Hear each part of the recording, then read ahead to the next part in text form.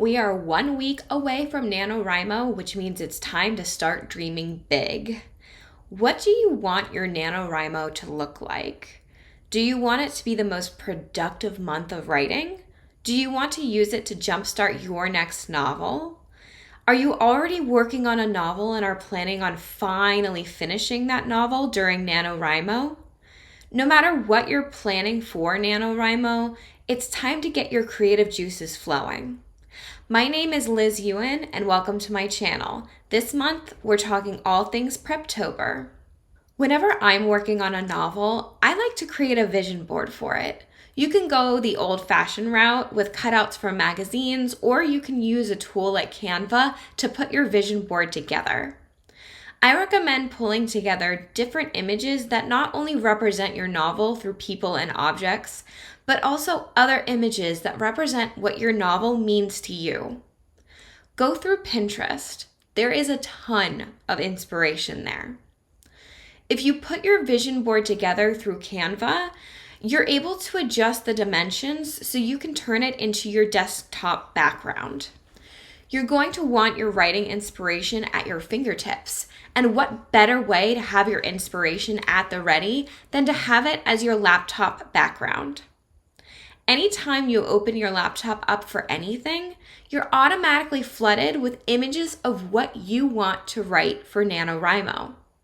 You might want to consider creating a playlist for NaNoWriMo. I have individual playlists for each of my books that I'm thinking of. I recommend prepping 2 separate playlists. One should be a soundtrack playlist with songs that have words in them, and the other should be a score playlist with no words at all. This way, when you're out exercising or cleaning up around the house, you can listen to your soundtrack with words for inspiration. But when you actually sit down to write, you'll need to rely on that score playlist so you can have that in the background without distractions so you can get your word count done. Have a specific scene in mind when certain music plays. Add it to your playlist. You could even break down the playlists further by breaking up your playlists into different chapters. So chapter 1 would have its own playlist. Chapter 2 would have its own playlist, and so on. Now is the time to have fun and be creative. Now, do not use television, movies, and books to procrastinate on your writing. This is not me telling you that you get a free pass to watch TV all day and skip out on your writing. This is me telling you that you should gather together some shows, movies, and books that inspire your story. If you're writing horror, there are a whole bunch of Halloween movies out there for you to add to your list to watch in November. Search for what makes sense for your genre and gain inspiration from that. If you're a bookworm like me, you might find that television and movies aren't enough.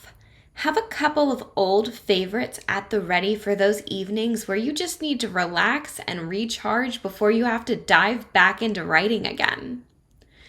When dealing with entertainment, remember this: consume less than you create. So if you spend 2 hours in the evening watching a movie, make sure you have spent at least 2 hours that day writing. Remember, this is NaNoWriMo, and you need to complete your 50,000 word count by the end of it. That's all for me. Thank you so much for watching. If you like this video, please give it a thumbs up and subscribe to my channel. Bye, y'all!